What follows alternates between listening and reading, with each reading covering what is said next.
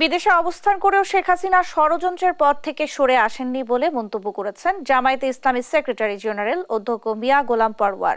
শনিবার মানিকগঞ্জ সরকারি উচ্চ বিদ্যালয়ের মাঠে আয়োজিত কর্মী সম্মেলনে এই কথা বলেন তিনি। জানান, ছাত্র জনতার ঐক্যবদ্ধ আন্দোলনে ক্ষমতা থেকে সরে যেতে বাধ্য হন শেখ হাসিনা। এরপর ভারতে বসে দেশের স্থিতিশীলতা নষ্ট করার চেষ্টা চালিয়ে যাচ্ছেন।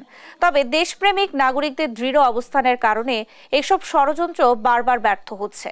দেশের রাজনীতির নেতৃত্ব দেবে এবং কোন দল টিকে থাকবে তা জনগণই নির্ধারণ করবে বলে জানান গোলাম পরওয়ার।